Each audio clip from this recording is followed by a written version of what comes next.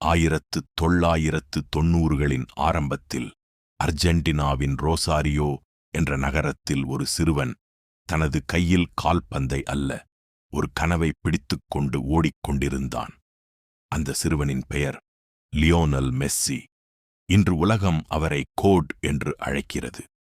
கோடிக்கணக்கான மக்கள் அவரை கால்பந்தின் அரசன் என்று கொண்டாடுகிறார்கள்.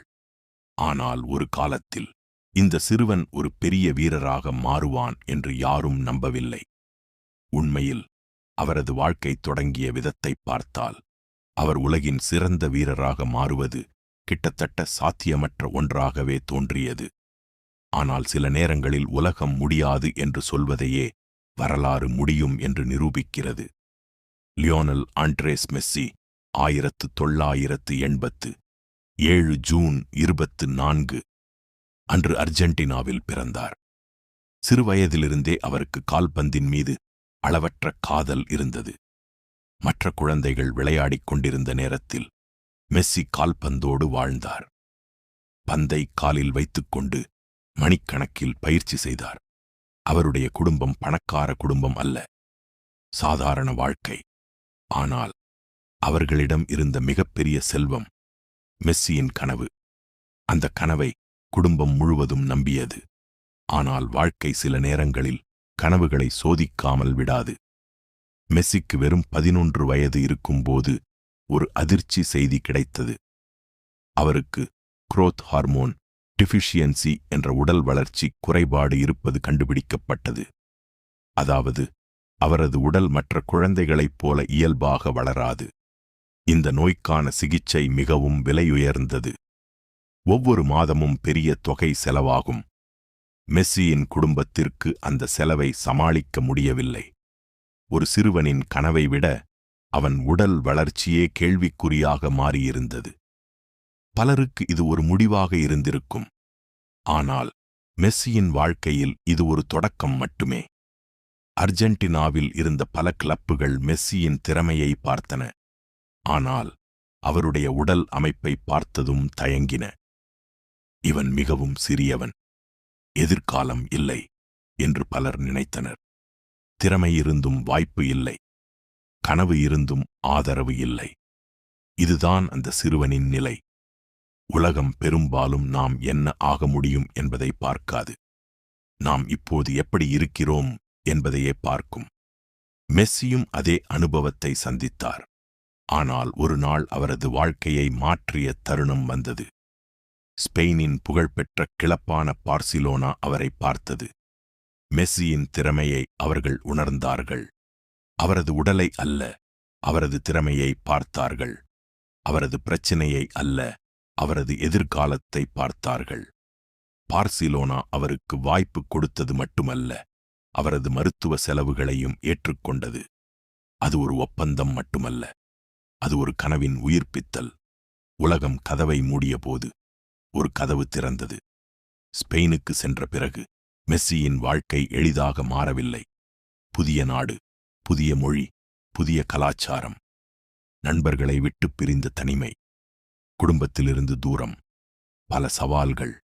ஆனால் அவர் ஒவ்வொரு நாளும் தனது கனவிற்காக உழைத்தார். பலர் திறமை கொண்டிருப்பார்கள், ஆனால் தினமும் தன்னை மேம்படுத்திக் கொள்ளும் மனப்பக்குவம் எல்லோரிடமும் இருக்காது. மெஸ்ஸியிடம் அது இருந்தது. அதனால்தான் அவர் மற்றவர்களிலிருந்து வேறுபட்டார். காலம் நகர்ந்தது. சிறுவன் இளைஞனானான், இளைஞன் வீரனானான், வீரன் நட்சத்திரமானான். பின்னர் உலகம் முழுவதும் பேசப்படும் பெயராக மாறினான். கோல்கள், சாதனைகள், விருதுகள், வெற்றிகள். மெஸ்ஸி ஒன்றன் பின் ஒன்றாக சாதனைகளை உடைக்க ஆரம்பித்தார். ஆனால் மக்கள் இன்று பார்க்கும் வெற்றியின் பின்னால் ஆயிரக்கணக்கான மணிநேர பயிற்சி, வலி, தியாகம் மற்றும் கண்ணீர் இருந்தது. வெற்றி பெற்றவர்கள் தோல்வியை சந்திக்க மாட்டார்கள் என்று பலர் நினைக்கிறார்கள். ஆனால் மெஸ்ஸியின் வாழ்க்கை அதற்கு நேர்மாறான சான்று. கிளப் கால்பந்தில் வெற்றிகள் வந்தாலும் தேசிய அணியுடன் பெரிய வெற்றியை பெற முடியவில்லை. பல முக்கிய போட்டிகளில் தோல்வி, உலகக் கோப்பை கனவு கலைந்த தருணங்கள், கோபம், விமர்சனங்கள், ஏமாற்றங்கள். ஒரு கட்டத்தில் அர்ஜென்டினா அணியிலிருந்து ஓய்வு பெறுவதாக கூட அறிவித்தார். உலகம் முழுவதும் அவரை விமர்சித்தது. அவர் பெரிய வீரர்தான், ஆனால் நாட்டுக்காக வெல்ல முடியாது என்று சொன்னார்கள். இங்கேதான் மெஸ்ஸியின் உண்மையான வலிமை வெளிப்பட்டது. அவர் விமர்சனங்களுடன் சண்டையிடவில்லை. அவர் தனது கனவிற்காக தொடர்ந்து உழைத்தார். வாழ்க்கையில் சில நேரங்களில் வெற்றி உடனடியாக வராது. நாம் தகுதியற்றவர்கள் என்பதற்காக அல்ல, நாம் இன்னும் தயாராகிக் கொண்டிருக்கிறோம் என்பதற்காக. மெஸ்ஸி இதை நன்றாக புரிந்து கொண்டார். பிறகு வந்தது 2022 உலகக் கோப்பை. பல ஆண்டுகளாக காத்திருந்த கனவு. உலகம் முழுவதும் கோடிக்கணக்கான மக்கள் பார்த்துக் கொண்டிருந்தார்கள். இது வெறும் ஒரு போட்டி அல்ல, இது ஒரு மனிதனின் பல வருட போராட்டத்தின் இறுதி அத்தியாயம். ஒவ்வொரு போட்டியிலும் மெஸ்ஸி தனது இதயத்தையும் ஆன்மாவையும் மைதானத்தில் வைத்தார். இறுதிப் போட்டி முடிந்தபோது அவர் உலகக் கோப்பையை தனது கைகளில் உயர்த்திய தருணம் கால்பந்து வரலாற்றின் மிக அழகான தருணங்களில் ஒன்றாக மாறியது. அந்த கோப்பையை அவர் ஒரு நாளில் வெல்லவில்லை. பல வருட தோல்விகள், கண்ணீர் மற்றும் விடாமுயற்சியின் மூலம் வென்றார். இன்று உலகம் அவரை கோட் என்று அழைக்கிறது. ஆனால் கோட் என்ற பெயர் அவருக்கு பிறப்பிலேயே கிடைக்கவில்லை. அது எண்ணற்ற தோல்விகளின் மீது கட்டப்பட்ட வெற்றியின் பெயர். அது ஒருபோதும் கைவிடாத மனதின் பெயர். அது உலகம் முடியாது என்ற போதும் தொடர்ந்து முயன்ற மனிதனின் பெயர். மெஸ்ஸியின் வாழ்க்கை நமக்கு ஒரு மிகப்பெரிய பாடத்தை கற்றுக் கொடுக்கிறது. உங்கள் கனவை உலகம் நம்ப வேண்டிய அவசியமில்லை. முதலில் நீங்கள் நம்பினால் போதும். உங்கள் சூழ்நிலை உங்களை வரையறுக்காது. உங்கள் முடிவுகள்தான் உங்களை வரையறுக்கும். இன்று நீங்கள் பலவீனமாக இருக்கலாம். இன்று உங்களிடம் பணம் இல்லாமல் இருக்கலாம். இன்று யாரும் உங்களை நம்பாமல் இருக்கலாம். ஆனால் நீங்கள் உங்களை நம்பிக்கையுடன் முன்னேற்றிக் கொண்டே சென்றால் ஒரு நாள் உலகமே உங்களை கவனிக்கும். உலகம் நிராகரித்த அந்த சிறுவன் இன்று உலகின் சிறந்த வீரர்களில் ஒருவராக நிற்கிறான்.